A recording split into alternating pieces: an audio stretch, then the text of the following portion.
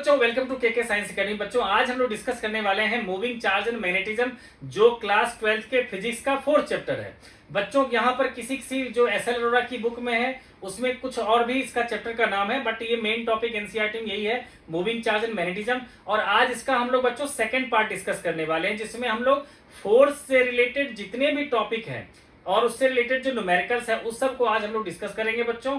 जबकि इससे पहले पार्ट में मैंने मैग्नेटिक फील्ड से रिलेटेड, चाहे बायट सावर्ट लॉ हो या एम्पियर सर्किट लॉ हो, और उस सब से रिलेटेड न्यूमेरिकल्स मैंने भी करवा रखा है। तो जो बच्चे इससे पिछले वाला वीडियो नहीं देखे हो बच्चों, जाकर उस वीडियो को जाकर जरूर देखो, मेरे चैनल को सब्सक्राइब कर लो। तो आज हम लोग बच्चों अब शुरू करते हैं मैग्नेटिक फोर्स को। देखो बच्चों, तो टॉपिक हम लोग लेके चलते हैं मैग्नेटिक फोर्स। देखो बच्चों, बुक में आप लोग को क्या कर रखा है कि मैग्नेटिक फोर्स पहले दे रखा है और फील्ड बाद में दे रखा है। लेकिन मैंने सोचा कि अगर आपको फील्ड के बारे में पता नहीं चलेगा तो फोर्स कैसे आप सोच पाओगे, इसीलिए मैंने पहले फील्ड करवा दिया। अब मैं करवा रहा हूं बच्चों मैग्नेटिक फोर्स। तो देखो बच्चों, मैग्नेटिक फोर्स को अगर मैं इस तरह से लिखूं Fm, तो फोर्स एक वेक्टर क्वांटिटी होता है जो होता है Q into V cross B. ठीक है बच्चों, तो अब बेटा जी इसको हम ऐसे भी लिख सकते हैं कि अगर मान लो कहीं भी मैग्नेटिक फील्ड इस तरह से दे रखा है आपको और वेलोसिटी ये दे रखा है, ठीक है, तो ये हो गया angle.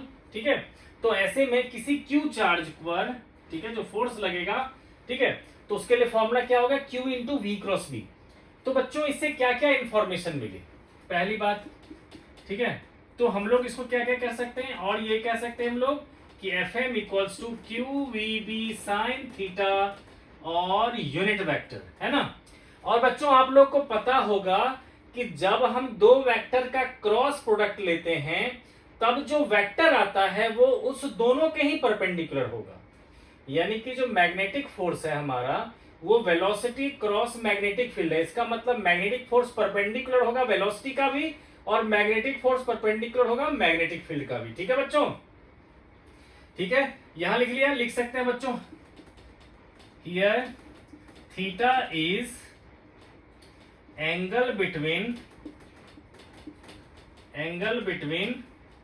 We vector and B vector, है ना बच्चों, वी और बी के बीच का एंगल। ठीक है, तो अब बच्चों हम लोग यहां लिख लेते हैं कि magnetic force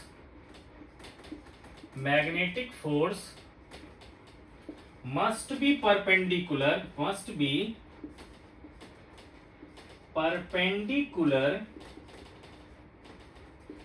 to both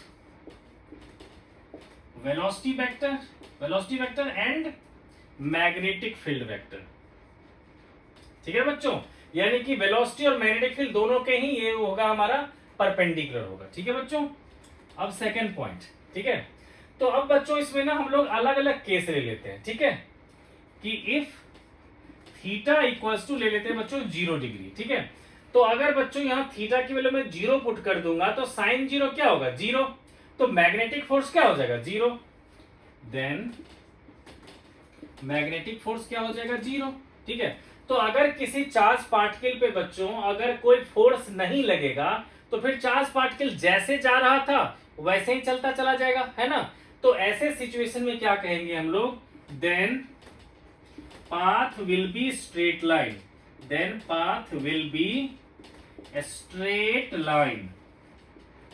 straight line. ठीक है ना बच्चों, कब, जब थीटा हमारा 0 डिग्री हो या फिर 180 डिग्री हो, दोनों ही सिचुएशन में। ठीक है ना बच्चों, तो 0 डिग्री का मतलब क्या हो गया कि पार्टिकल इज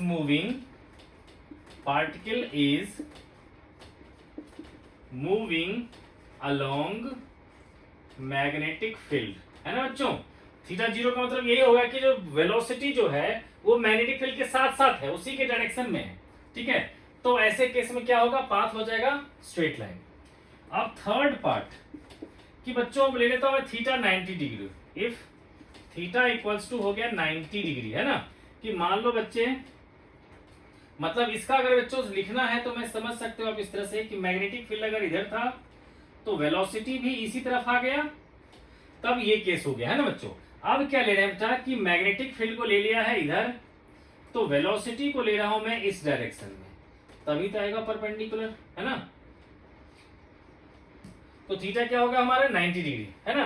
तो ऐसे सिचुएशन में हमारा magnetic force will be maximum, then magnetic force will be maximum, then magnetic force will be maximum, है ना बच्चों। क्योंकि साइन की मैक्सिमम वैल्यू होती है किस एंगल पे, 90 डिग्री पे, ठीक है। तो ये जो मैक्सिमम मैग्नेटिक फोर्स होगा वो किसके इक्वल हो जाएगा, QVB के इक्वल, ठीक है। ये कब होगा बच्चों, जब ये परपेंडिकुलर होगा, ठीक है। अब देखो बच्चे, तो इसमें क्या होगा बच्चों, जब हमारा फोर्स परपेंडिकुलर लग ही रहा है बच्चे, देखो देखो बच्चों क्या होता है कि जब भी कभी ऐसा हो कि वेलोसिटी के परपेंडिकुलर अगर कोई फोर्स लग रहा हो तो ऐसे में पाथ क्या हो जाएगा, सर्कुलर, ठीक है। तो आपको बच्चों पहले पता है कि मैग्नेटिक फोर्स जो है ये वेलोसिटी के परपेंडिकुलर है, तो पाथ तो सर्कुलर होना ही था, ठीक है। और यहाँ पर मैक्सिमम फोर्स भी लगेगा, है ना बच्चों। देखो यहाँ मैग्नेटिक फोर्स की डायरेक्शन होती है इस वेलोसिटी के परपेंडिकुलर, है ना, इसलिए पाथ क्या हो जाएगा इसका, सर्कुलर, पाथ हो जाएगा, path will B circular, path will B circular, ठीक है बच्चे। अब इसके बाद बेटा जी नेक्स्ट केस आता है, फोर्थ केस, ठीक है, कि when theta is more than 0 degree and less than 90 degree, ठीक है ना।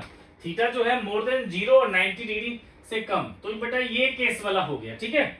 यानी कि अभी जो हमने केस ऊपर बना रखा है ये है B और ये है आपका वेलोसिटी V, ये है एंगल थीटा, है ना। तो अब देखोगे बच्चों, तो इस V के दो कंपोनेंट हो जाएंगे, एक होगा कंपोनेंट इधर की तरफ V cos थीटा और एक कंपोनेंट होगा बच्चों इसका परपेंडिकुलर, है ना, ये क्या होगा हमारा V sin थीटा। इसी V के दो कंपोनेंट हो गए, V cos थीटा और V sin थीटा। कब, जब ये वेलोसिटी बना रहा है थीटा एंगल मैग्नेटिक फील्ड के साथ। तो अब देखो बेटा V cos थीटा जो वेलोसिटी है वो मैग्नेटिक फील्ड के अलोंग है, तो ये वाला सिचुएशन हो गया कि जिस वेलोसिटी में मैग्नेटिक फील्ड सेम डायरेक्शन में है, देखते हो, ठीक है ना, कि ये जो V cos थीटा है वो मैग्नेटिक फील्ड के अलोंग है, just like this. Then path क्या होगा इसके कारण, स्ट्रेट लाइन, ठीक है। और दूसरा कंपोनेंट क्या है, V sin थीटा, जो क्या है मैग्नेटिक फील्ड के परपेंडिकुलर, जो केस ये है, इसके कारण पाथ क्या होगा, सर्कुलर, है ना।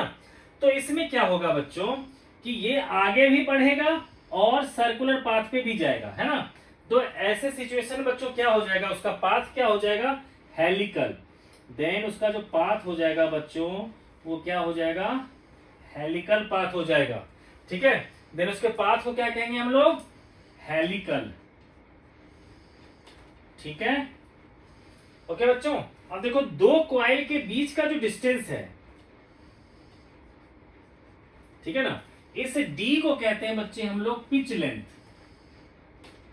Pitch length. ये बेसिकली क्या होता है, जैसे V cos थीटा वेलोसिटी से वो आगे बढ़ रहा है ना, और T टाइम पीरियड में वो एक बार राउंड लगा लेता है, तो इसलिए D जो हो जाता है हमारा बच्चों, ये हो जाएगा basically V cos theta into time period. और टाइम पीरियड क्या होगा बच्चों, जितने में वो एक राउंड लगाएगा, ठीक है बच्चों। तो मैं इस रिलेशन को आगे भी लिख देता हूं, मैं ऊपर में भी चाहो तो बच्चों यहां पर लिख देता हूं मैं आप लोग के लिए, ठीक है।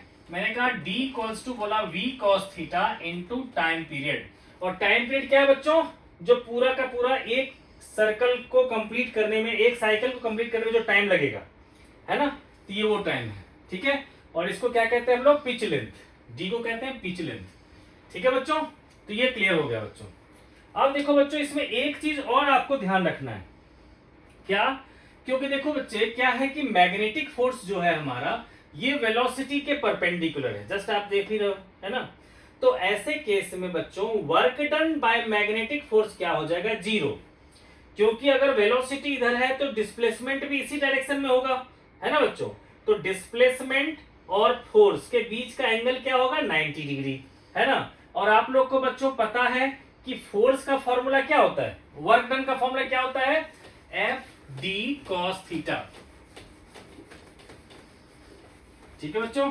तो इससे क्या होगा कि वर्क डन अगर हम प्रूव कर दिए कि वर्क डन 0 होगा मैग्नेटिक फोर्स के कारण, तो बच्चों काइनेटिक एनर्जी के लिए जो वर्क एनर्जी थ्योरम आपने पढ़ा होगा, ठीक है। देखो बच्चों, मैंने कहा कि वर्क डन का फॉर्मूला होता है एफ डी कॉस थीटा, है ना। और अभी मैंने कहा बच्चों कि देखो ये रहा हमारा सर्कल, है ना, हमारी जो वेलोसिटी है वो इस डायरेक्शन में है, मैग्नेटिक फोर्स इस डायरेक्शन में है ना, तो थीटा क्या होगा 90 डिग्री, ठीक है। तो अब बच्चों क्या होगा, डिस्प्लेसमेंट मैंने बोला वेलोसिटी की डायरेक्शन में, ठीक है। तो कहेंगे हम लोग कि since work done by magnetic force, work done by magnetic force, ठीक है बच्चे, work done by magnetic force equals to 0, therefore from work energy theorem, therefore from work energy theorem, देखो बच्चों वर्क एनर्जी थ्योरम क्या कहता है कि work done होता था चेंज इन काइनेटिक एनर्जी के इक्वल, तो जब वर्क डन 0 है तो डेल्टा काइनेटिक एनर्जी क्या होगा 0, यानी कि काइनेटिक एनर्जी में कोई चेंज नहीं होगा, ठीक है। That is there will be no change in kinetic energy and a speed of charge particle and a speed of charge particle, ठीक है बच्चों। यानी कि मैग्नेटिक फोर्स एक ऐसा फोर्स है जिसको किसी भी चार्ज पार्टिकल पर अगर अप्लाई कर भी दे तो उसकी वेलोसिटी चेंज होगी, मतलब डायरेक्शन तो चेंज होगी लेकिन उसके स्पीड पे कोई फर्क नहीं पड़ेगा, ठीक है ना बच्चों। अब देखो बच्चों मैं आपको एक एग्जांपल देता हूं, ठीक है, कि मान लो बच्चे कि यहां पर डॉट डॉट डॉट ले लिया था मैंने, है ना।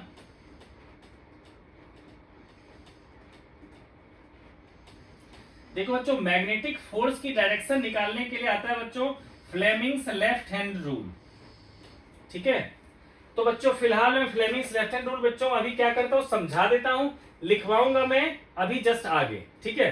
देखो बेटा फ्लेमिंग्स लेफ्ट हैंड रूल क्या कहता है कि अगर आपके लेफ्ट हैंड का फोर फिंगर जो है फील्ड की तरफ हो, सेंट्रल फिंगर करंट की तरफ हो, तो थंब बताएगा थ्रस्ट की डायरेक्शन, मतलब फोर्स की डायरेक्शन, ठीक है बच्चों। F for forefinger, F for field, C for central finger, C for current, और T for thumb, T for thrust, ठीक है बच्चे। तो अगर मान लो बेटा कि कोई भी पॉजिटिव चार्ज Q ऐसे यहां एंटर कर रहा है, ठीक है, तो अब बताओ बच्चा मैग्नेटिक फील्ड है इसका अबव द प्लेन, डॉट का मतलब अबव द प्लेन, तो ऐसे में इसमें फोर्स की डायरेक्शन क्या लगेगी, तो सबसे पहले बच्चों लेफ्ट हैंड ले लेते हैं, ठीक है। अब देखो फील्ड है इधर की तरफ, तो फील्ड को इधर कर लिया, इसको ऐसे कर लिया। अब देखो ये बताता है हमारा करंट की डायरेक्शन को, तो बेटा पॉजिटिव चार्ज जिधर जाएगा वही होगा करंट की डायरेक्शन, तो मुझे क्या करना पड़ेगा, इसको ऐसे करना पड़ेगा, है ना बच्चों, ठीक है। तो ऐसे में बच्चों क्या होगा, मतलब ऐसे सोच लो आप कि पॉजिटिव चार्ज जा रहा है इधर की तरफ, है ना, करंट की डायरेक्शन इधर ले लिया, और फील्ड ले रहा हूं मैं बच्चों इधर की तरफ, है ना, इधर की तरफ डॉट है, तो इस पे फोर्स क्या लगेगा नीचे की तरफ, ठीक है। तो ये बच्चा क्या होगा फिर,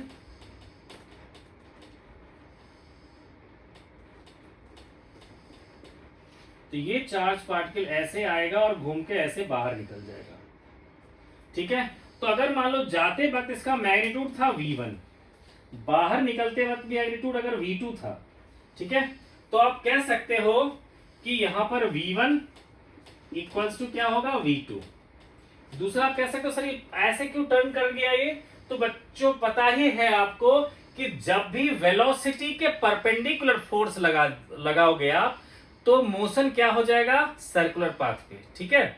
जैसे कि मान लो किसी धागे में अगर आप क्या करते हो, आप फोर्स लगाते हो इस तरह से एक रिंग बांध करके, ठीक है, तो देखो घुमाते हो आप, तो उसमें क्या होता है कि वेलोसिटी इस डायरेक्शन में होती है ना, और टेंशन जो है उस वायर में उसके परपेंडिकुलर होता है। तो जब भी वेलोसिटी के परपेंडिकुलर फोर्स लगेगा तो पाथ क्या हो जाएगा सर्कुलर, है ना बच्चे। तो ये भी यहां भी फोर्स लगा परपेंडिकुलर, तो ये क्या हो गया पाथ इसका हो गया सर्कुलर, ठीक है बच्चों। अब बच्चों इस पर हम लोग कुछ एग्जांपल्स भी लेके करेंगे, और ये जो पाथ जो सर्कुलर होगा उसका रेडियस का रिलेशन भी हम लोग बच्चों अब निकालते हैं। देखो बच्चों क्या है कि आप लोग को ना पहले था एक साइक्लोट्रॉन टॉपिक जिसमें ज्यादा डिटेल में इसके लिए आपको करना था, ठीक है, लेकिन अब साइक्लोट्रॉन नहीं है तो हम लोग बच्चों क्या करेंगे, इसके सिर्फ रिजल्ट को यूज करेंगे। ठीक है, देखो बच्चों अभी फिर से हम लोग डिस्कस करते हैं कि अगर कोई भी चार्ज पार्टिकल अगर सर्कुलर पाथ में मूव कर रहा है v वेलोसिटी से, उस पर सेंटर की तरफ फोर्स लगा, मैग्नेटिक फोर्स है ना, तो ऐसे में सर्कुलर पाथ पे मूव करने के लिए जिसके पास नेसेसरी सेंट्रीपिटल फोर्स होना चाहिए, ठीक है बच्चे, तो वो कौन प्रोवाइड कर रहा है यहाँ, मैग्नेटिक फोर्स। यानी कि magnetic force is providing the centripetal force, तो यानी कि QVB इक्वल्स टू क्या होगा, mv²/r, है ना बच्चे, तो एक v से एक v कैंसिल, तो r इक्वल्स टू आ जाएगा बच्चों mv/qb, ये आ गया हमारा radius of the circular path. ठीक है बच्चों, क्लियर है। अब देखो क्या है कि आपको बच्चे हम लोग जो है mv बेसिकली क्या होता है, लीनियर मोमेंटम, इसको p लिख लेते हैं, और p को चाहे तो हम लोग लिख सकते हैं 2m इंटू काइनेटिक एनर्जी। ठीक है ना बच्चों, तो इससे रिलेटेड बच्चों क्या हो सकता है, रिलेशन एक और बन जाएगा, √2m into kinetic energy upon में QB। तो न्यूमेरिकल बच्चों ये हेल्प करेगा आपको ये रिलेशन। ठीक है, ये तो हो गया रेडियस का। अब देखो बच्चों क्या है कि जो सर्कुलर पाथ पे घूमेगा तो उसको कितना टाइम लगेगा। ठीक है, तो अगर मैं टाइम की बात कहूं तो t क्या होगा हमारा, कहोगे t होगा 2πr/v, तो मैं 2π/v को अलग कर लेता हूं, r की जगह पे पुट कर देता हूं मैं mv/qb। ठीक है बच्चे, तो ये क्या हो जाएगा हमारा, देखो v से v कैंसिल हो जाएगा, तो आ जाएगा 2πm अपॉन में qb।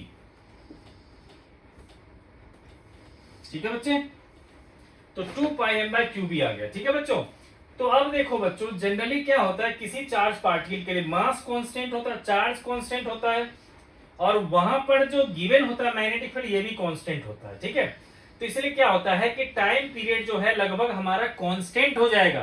कहने का मतलब कि कोई अगर मान लो अभी v1 वेलोसिटी से घूम रहा है, ठीक है बच्चे, और दूसरी बात यहां पर ये भी ध्यान रखो बच्चों कि radius directly proportional to velocity का। ठीक है, अगर आप यहां पर 10 मीटर पर सेकंड की स्पीड से चल रहे हैं तो आपका रेडियस ये है। अगर आपने स्पीड को डबल कर लिया है ना, आपने 20 मीटर कर लिया तो आपका रेडियस भी फिर क्या होगा, डबल हो जाएगा। ठीक है, आपने स्पीड को 3 टाइम्स कर लिया तो फिर रेडियस भी क्या होगा, और बड़ा हो जाएगा। लेकिन हर एक सिचुएशन बच्चों टाइम आपको सेम लगेगा। ठीक है, यानी कि अगर आप ऐसे घूम रहे थे तब भी उतना ही टाइम लगेगा, ऐसे घूम रहे हो तब भी टाइम इतना ही लगेगा। ठीक है ना बच्चों, क्यों, क्योंकि टाइम पीरियड ना तो v पे डिपेंड कर रहा है ना ही r पे डिपेंड कर रहा है। ठीक है ना, अगर बेटा जी ये अगर मैं ये कह रहा हूं, अगर ये है r1, ये है r2, यहां वेलोसिटी अगर v1 है, यहां वेलोसिटी v2 है, ठीक है, तो आप कह सकते हो कि इफ v2 जो है हमारा वो हो जाएगा 2v1, तो r2 भी हमारा क्या हो जाएगा 2r1। ठीक है, यानी कि अगर हमने same charge particle same magnetic field लिया और उसमें स्पीड को डबल कर दिया, ठीक है, तो मैग्नेटिक फील्ड तो बच्चे क्या होगा, स्पीड को डबल कर देंगे तो रेडियस ऑफ सर्कुलर पाथ भी क्या होगा, वो बढ़ जाएगा। ठीक है बच्चों, तो ये क्लियर हो गया बच्चों। तो देखो टाइम पीरियड आ गया हमारा कांस्टेंट।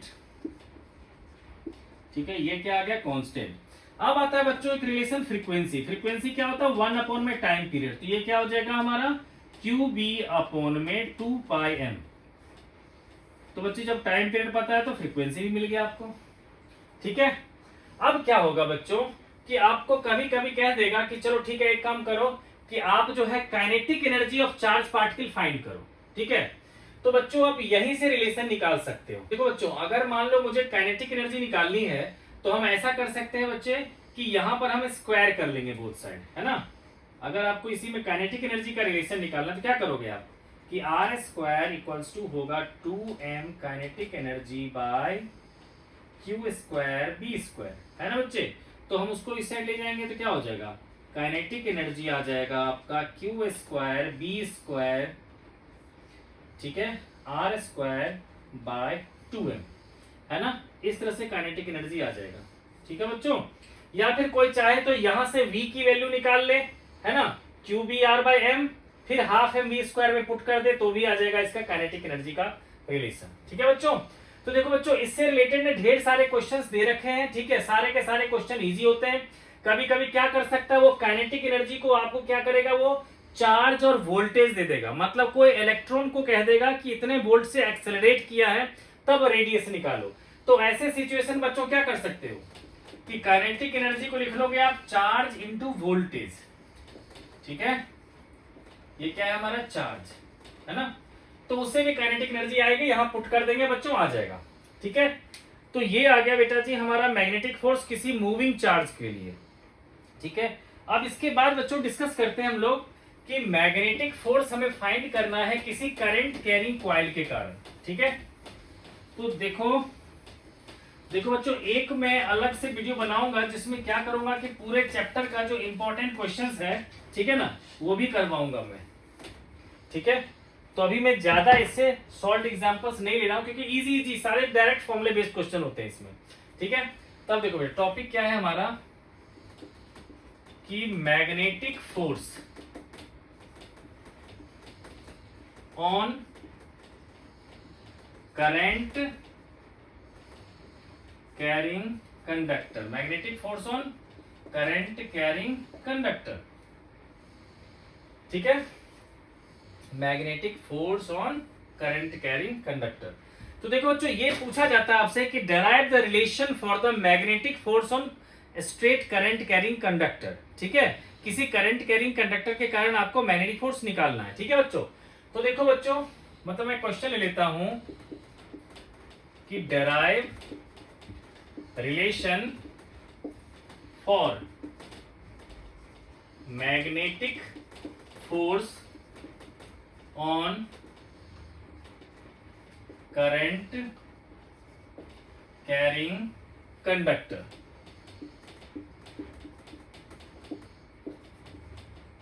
ठीक है, देखो बच्चों क्या करने वाला हूं मैं अब इसमें कि इसमें हम लोग क्या कर लेंगे बेटा कि लेट करना पड़ेगा कुछ। ठीक है, तो देखो अगर मान लो बेटा जी मैंने एक ले लिया, इस तरह से ले लिया, कोई भी मान लो कंडक्टर ले लिया। ठीक है, इस कंडक्टर के अंदर मान लेते हैं बेटा इसका area of cross section A है। ठीक है, और इसकी लेंथ मान लेते हैं बच्चे, इसका लेंथ कितना है, स्मॉल एल है। ठीक है, इसका लेंथ ले लिया बच्चों, मान लो लेंथ ले लिया स्मॉल एल। ठीक है, और यहां पर एक इलेक्ट्रॉन है ना बच्चे, इस इलेक्ट्रॉन पे मान लो नेगेटिव चार्ज है, और ये यहां पर देखो मान लो कि यहां मैग्नेटिक फील्ड जो है वो इस डायरेक्शन में है मैग्नेटिक फील्ड, और ये मूव कर रहा है ड्रिफ्ट वेलोसिटी वीडी से। ठीक है, जो एंगल बना रहा है थीटा। ठीक है बच्चों, सिर्फ एक इलेक्ट्रॉन पे मैं दिखा रहा हूं आपको, एक इलेक्ट्रॉन पे जो फोर्स लग रहा है उसमें ड्रिफ्ट वेलोसिटी इस डायरेक्शन में है, मैग्नेटिक फील्ड इस डायरेक्शन में। ठीक है, तो उसके लिए बच्चों क्या करने वाला हूं मैं, लेट करने वाला हूं। ठीक है, तो लिखोगे late us consider a conductor having a small n number of electrons per unit volume। ठीक है बेटा, अब क्या करने वाला हूं मैं कि if a small f be the force on one electron, है ना बच्चे, वन इलेक्ट्रॉन, तो बच्चे स्मॉल एफ को क्या लिखूंगा मैं वेक्टर फॉर्म में, minus e into V D cross B. ठीक है बच्चे, ये हो गया। अब मैं कहूंगा कि एक इलेक्ट्रॉन पे कितना फोर्स है, तो टोटल फोर्स कितना हो जाएगा बच्चों, टोटल फोर्स हो जाएगा हमारा कि फोर्स ऑन वन इलेक्ट्रॉन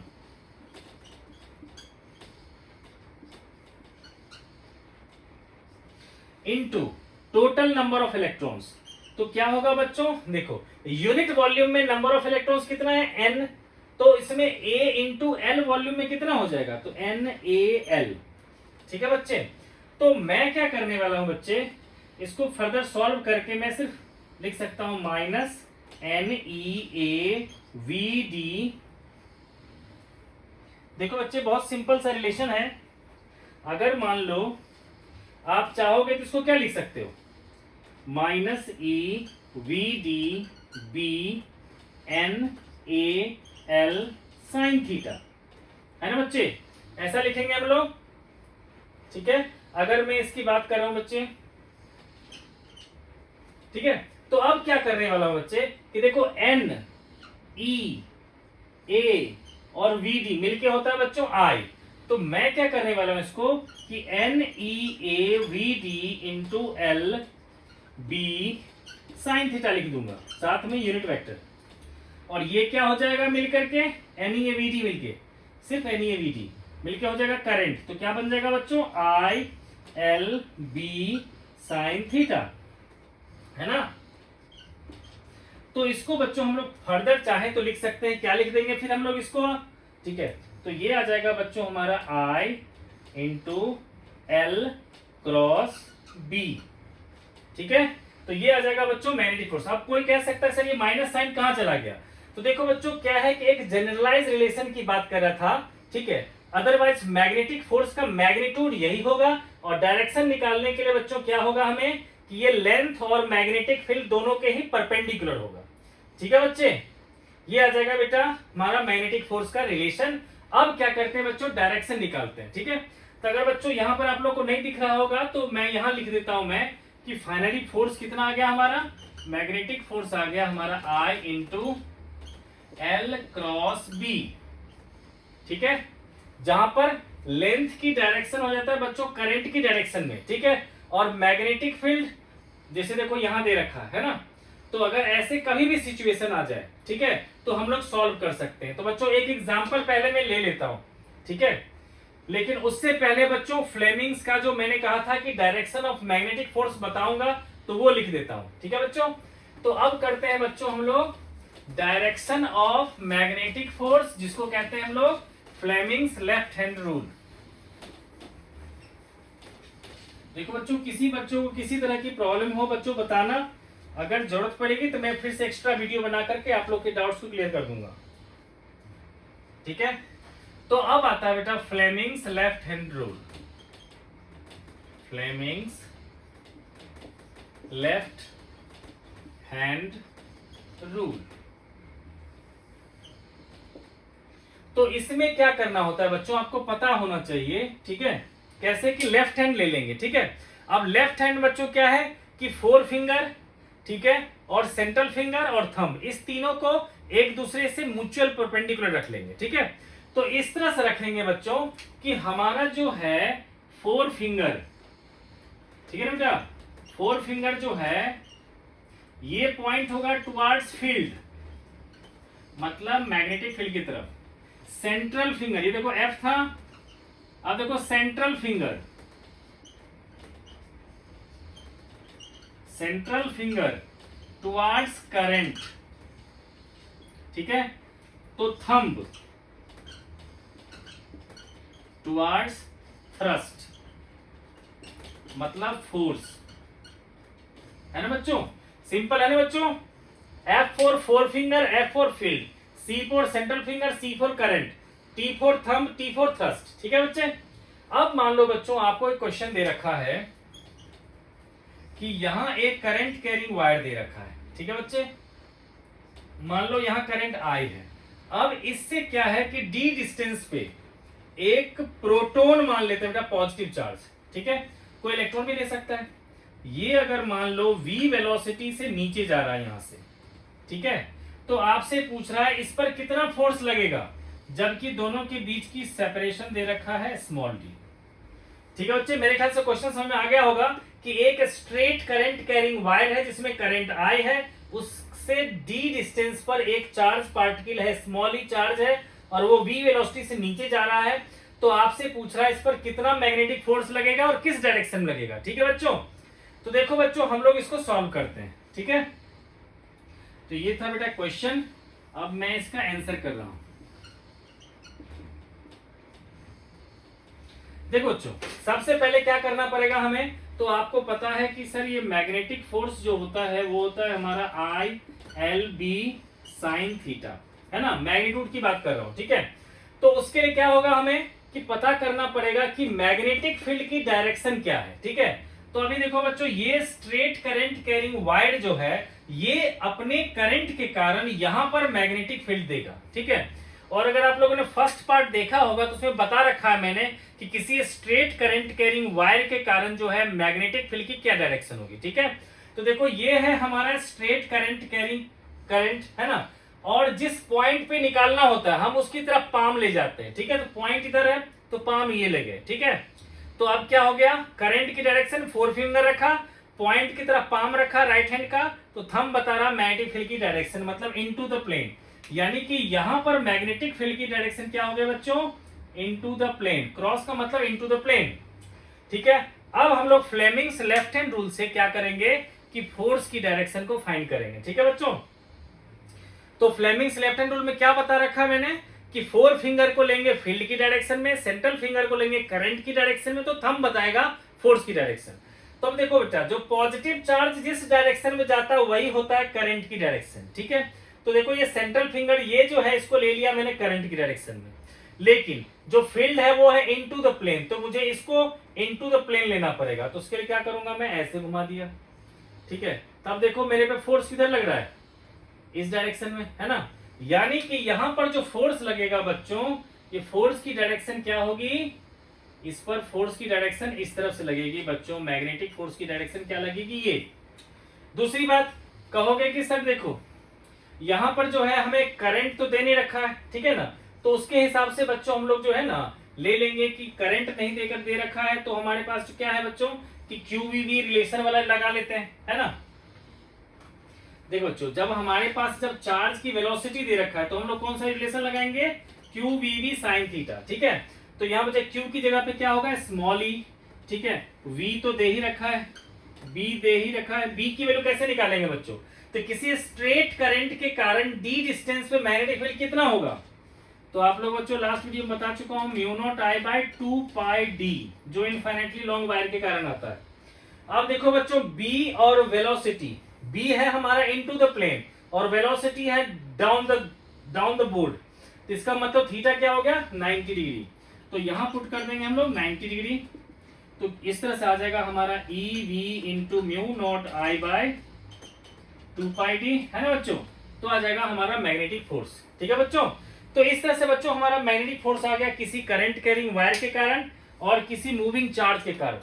अब बच्चों इसमें आगे रिलेशन आता है कि किसी दो पैरेलल करंट कैरिंग वायर के बीच में आपसे पूछा जाता है मैग्नेटिक फोर्स, और उसी में अटैच कर देता है कि ऑल्सो डिफाइन 1 एम्पियर, ठीक है। तो देखते हैं बेटा क्या है, देखो इसमें क्या करना होगा हमें, हमसे क्वेश्चन ये पूछा जाता है, ठीक है, कि derive relation for magnetic force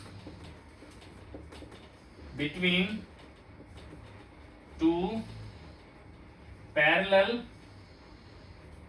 current carrying conductor, current carrying conductor, ठीक है, also define 1 ampere, also define 1 ampere,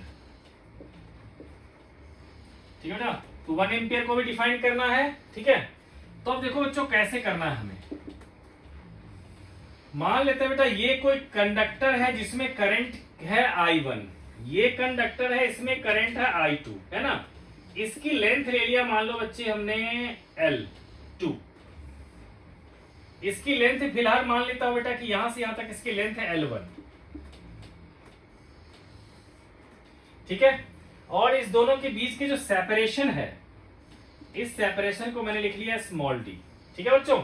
ये देखो बच्चों लेंथ की जरूरत पड़ेगी हमें, ठीक है, और बाद में उसको हम हटा भी देंगे, तो जरा कंफ्यूज मत करना, ये दोनों हमारा वायर है, ठीक है। सिंपल से बात ये है बच्चों कि देखो ये दोनों वायर है जिसमें करंट I1 और I2 फ्लो कर रहा है और इसके बीच की सेपरेशन स्मॉल d है, ठीक है। तो अब देखो बच्चों, ठीक है ना, ये जो लिखा है मैंने इतना लंबा, ये क्या है हमारा लेंथ है दोनों का, ठीक है। तो हम लोग को बच्चों क्या करना पड़ेगा, स्टार्ट में लिखना पड़ेगा क्या कि let us consider two parallel, ठीक है ना, parallel straight current carrying conductor having current I1 and I2 lengths L1 and L2 है ना बच्चे, L1 and L2 separated by distance D। ठीक है बच्चे, हमने क्या कर लिया कि कंसीडर कर लिया कि दो straight parallel current carrying conductor जिसकी लेंथ L1 L2 है और जिसके बीच की सेपरेशन क्या है, स्मॉल d। ठीक है, अब लिखेंगे बच्चे F12 को लिख लिया मैंने कि force on second wire due to first. ठीक है बच्चे, कि सेकेंड वायर जो है इस पर जो फोर्स लगा रहा हूं मैं वो इस वायर के कारण। ठीक है, इसको लिख लिया मैंने बच्चे F12। तो आप क्या कहोगे, F12 होगा हमारा I2 L2 इंटू B1, है ना बच्चे, इंटू साइन 90 डिग्री। ठीक है बच्चे, तो यानी कि हमें इस पर फोर्स निकालना है तो क्या होगा, इसका करंट इंटू इसकी length into magnetic field due to this wire. ठीक है बच्चे, तो मैं बेटा इस L1 को हटा देता हूं ताकि आप लोग कंफ्यूज ना कर जाओ कि सर ये इतना सारा लाइन खींचा हुआ है, इसका क्या मतलब रह गया। ठीक है, बस लेंथ दिखाना था। ठीक है ना बच्चे, इसका लेंथ मैंने L2 ले रखा है। ठीक है, तो अब बच्चे क्या है कि मैग्नेटिक फील्ड देगा ये वाली वायर वहां पर। ठीक है, तो अब देखो इसके कारण यहाँ मैग्नेटिक फील्ड क्या होगा, तो आप लोग को बता चुका हूं मैग्नेटिक फील्ड निकालने के लिए कि करंट की डायरेक्शन में 4 फिंगर रखेंगे और जिधर पॉइंट है उधर पाम कर देंगे। ठीक है बच्चे, तो पॉइंट इधर है तो पाम इधर हो गया, तो फोर्स किधर लगा हमारा, फील्ड किधर गया हमारा, इनटू द प्लेन, है ना बच्चे।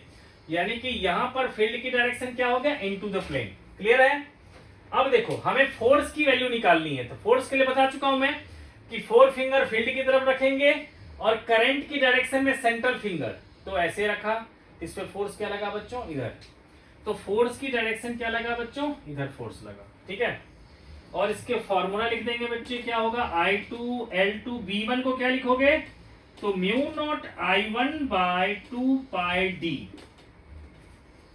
ठीक है बच्चे, ये हो गया हमारा F12। ठीक है, अब इसी तरह से बच्चों इसके कारण अगर यहां फाइंड करोगे उसको अगर मैं F21 लिख लूं तो F21 क्या होगा हमारा, I1 L1 B2, तो वो भी आ जाएगा mu naught I1 I2 by 2 pi D into length हो जाएगा बच्चों L1। ठीक है, और ये क्या करेगा, इसको इधर खींचेगा, जब वो उसको इधर खींचेगा इस पर फोर्स इस डायरेक्शन में लगेगा। ठीक है बच्चे, तो इधर ही फोर्स इधर ही फोर्स। अब क्या करेंगे बच्चों कि अगर मैं ले लेता हूं F12 बाय L2, ठीक है ना, F12 बेटा L2 से डिवाइड कर दिया मॉड के साथ, और F21 को भी मैं पर यूनिट लेंथ लेने के लिए L1 से डिवाइड कर दिया, तो आ रहा हमारा mu naught I1 I2 by 2 pi D। ठीक है बच्चों, तो ये आ गया बच्चों डेरिवेशन हमारा मैग्नेटिक फोर्स का। ठीक है, क्लियर हो गया बच्चों। किसी एक वायर पे फोर्स निकालना हो तो ये रिलेशन लगा दोगे क्या, तो mu naught I1 I2 by 2 pi D into length, है ना, किसी वायर पे निकालना हो, और अगर फोर्स पर यूनिट लेंथ निकालना हो तो mu naught I1 I2 by 2 pi D। ठीक है बच्चों, पहली बात क्लियर हो गया। अब दूसरी बात बच्चों, डायरेक्शन के लिए आप लोग कहोगे, ठीक है, तो मैं बच्चों डायरेक्शन के लिए मैं चाहता हूं कि आप लोग ना बच्चों लिख लो। ठीक है, क्योंकि ये डायरेक्शन भी काफी इंपॉर्टेंट है। ठीक है, कि अगर मान लो बच्चों करंट सेम डायरेक्शन में जाएगा then they will attract each other. ठीक है,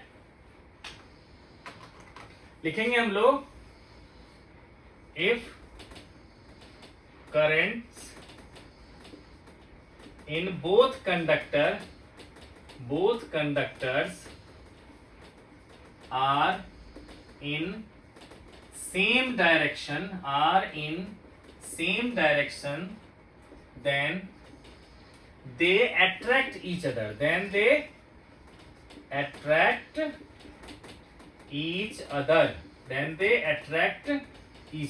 ठीक है बच्चे, एंड वाइस वर्सा भी लिख देते हैं, इसका उल्टा भी हो जाएगा, है ना। इसका उल्टा क्या होगा बच्चों, इसका उल्टा ये होगा बच्चों कि अगर मान लो करंट अपोजिट डायरेक्शन में जाएगा तो वो एक दूसरे को रिपेल करेगा। ठीक है, अब यहां तक तो क्लियर है। लेकिन बच्चों आपसे क्वेश्चन में एक और चीज पूछा गया था कि ऑल्सो डिफाइन 1 एम्पियर करंट। ठीक है, तो देखो बच्चों हमारे पास फोर्स का रिलेशन क्या आ गया, ये वाला। अगर मैग्नीट्यूड की बात करूं तो ये, ठीक है। तो अगर मान लो बच्चों मैं डी को ले लूं 1 मीटर, ठीक है, लेंथ को ले लूं 1 मीटर, और I1 I2 को भी ले लूं मैं 1 मीटर, है ना। मतलब बच्चों मैं चाहता हूं किसको, मैं अब मैं इसको हटा देता हूं बच्चों। ठीक है, अब मैं मुझे 1 एम्पियर को डिफाइन करना है। ठीक है बच्चे, तो उसके लिए मैं क्या करने वाला हूं, मैं इसी फॉर्मूले में बच्चों लेंथ को, करंट को, सबको मैं 1 मीटर लेने वाला हूं। ठीक है, लेंथ को 1 मीटर और करंट को 1 एम्पियर लेने वाला हूं। तब देखो क्या होता है। देखो अभी फोर्स का फॉर्मूला क्या आया था हमारा, mu naught I1 I2 by 2 pi T into length. ठीक है, तो इफ अगर मान लो बेटा L को ले लिया मैंने 1 मीटर, D को ले लिया मैंने 1 मीटर, I1 और I2 को ले लिया मैंने 1 एम्पियर, तो बेटा फोर्स कितना हो जाएगा हमारा, फोर्स हो जाएगा म्यू नॉट बाय 2 पाई। और आपको पता है म्यू नॉट की वैल्यू क्या होता है, 4 पाई इंटू 10 की पावर -7। तो ये क्या आ जाएगा, 2 इंटू 10 की पावर -7 न्यूटन।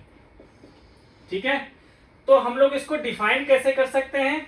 ठीक है, तो पहले बच्चों एक बार मैं बोल देता हूं फिर मैं लिख दूंगा। ठीक है, तो आप कह सकते हो कि 1 ampere is that current passing through 2 parallel current carrying conductor separated by 1 meter of length 1 meter experiences force equals to 2 into 10 की पावर -7 न्यूटन। ठीक है बेटा, कि 1 ampere is the current passing through 2 parallel current carrying conductor of unit length separated by 1 meter experiences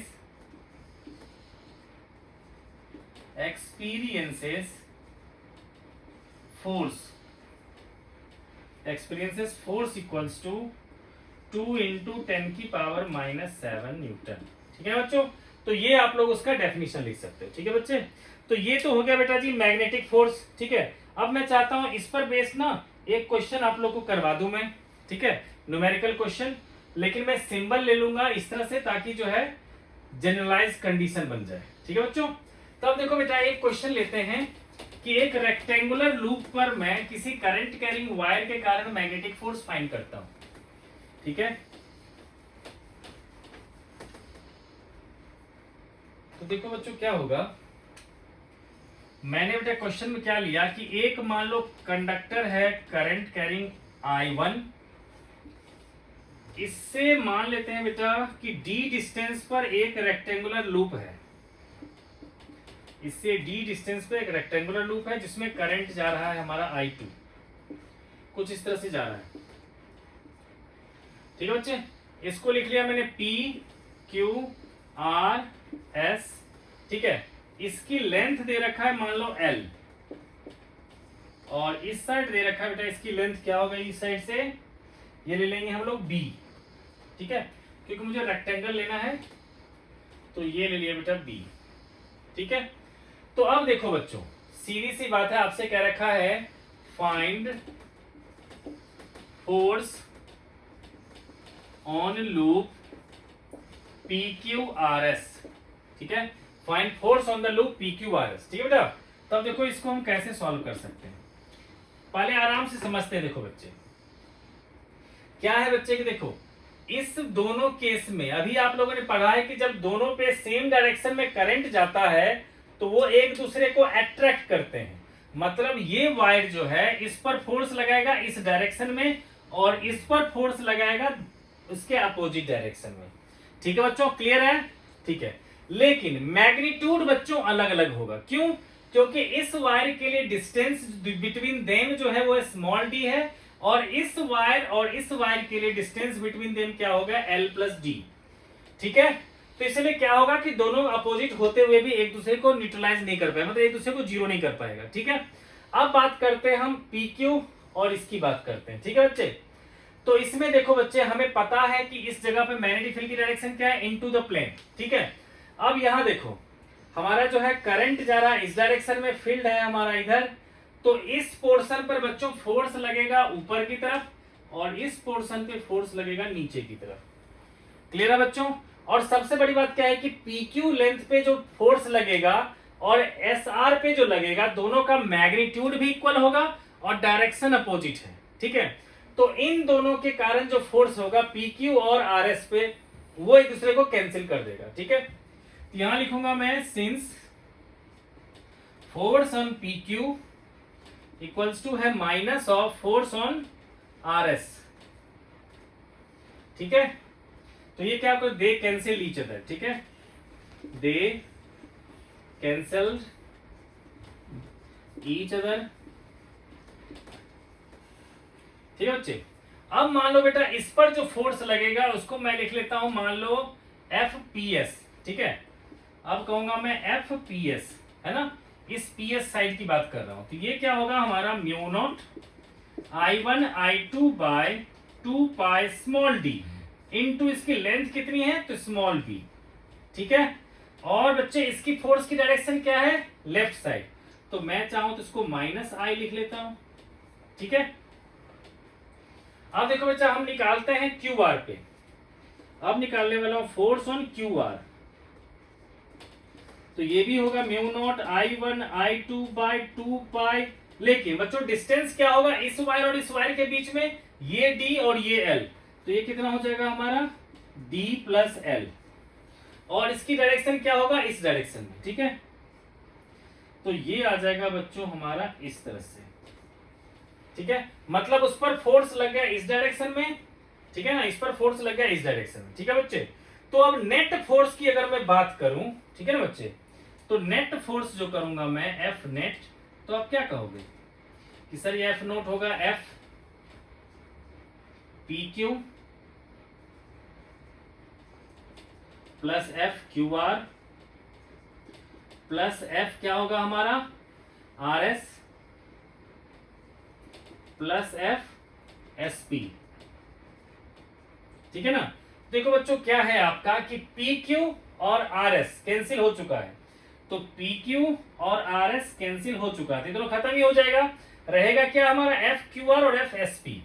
ठीक है ना, तो इसके लिए बच्चों हमारे पास मैग्नीट्यूड आ चुका है, बस डायरेक्शन क्या है? अपोजिट। तो ऐसे में नेट फोर्स कितना आ जाएगा बच्चों? नेट फोर्स कहोगे, देखो बच्चे जो हमारा राइट साइड में है उसका मैग्नीट्यूड हो गया कम, और जो लेफ्ट साइड की तरफ है उसका मैग्नीट्यूड है ज्यादा। क्यों? क्योंकि इसके लिए डिनोमिनेटर हमारा कम है और इसके लिए डिनोमिनेटर ज्यादा, इसलिए बेटा नेट फोर्स क्या हो जाएगा? तो mu naught I1 I2 by 2 पाई, और लेंथ में उसका जो बी था वो अगर हमने बच्चे कॉमन ले लिया, ठीक है, तो क्या आ जाएगा हमारा? एक में आ जाएगा हमारा 1 बाई डी, एक में आ जाएगा d प्लस एल, है ना। और ये तो हो गया बेटा मैग्नीट्यूड, और डायरेक्शन क्या कहेंगे हम लोग? डायरेक्शन के लिए कह देंगे माइनस आई, मतलब लेफ्ट साइड में। ठीक है, तो ये आ जाएगा हमारा net magnetic force on the loop. तो बच्चों इसके बाद हम लोग बच्चों एक नेक्स्ट पार्ट करेंगे जिसमें आपको galvanometer, ammeter, sensitivity of galvanometer और जो मैग्नेटिज्म पार्ट है उसको हम लोग नेक्स्ट पार्ट में करेंगे बच्चों। ठीक है, तो आज क्योंकि वीडियो हमारा काफी लंबा हो चुका है, तो बच्चों हम लोग अब नेक्स्ट वीडियो में मिलते हैं। आप जिन बच्चों ने इससे पहले का वीडियो नहीं देखा है उस वीडियो को जाकर देखो बच्चों, और मेरे इस चैनल को सब्सक्राइब कर लो। मिलते हैं हम लोग नेक्स्ट वीडियो में।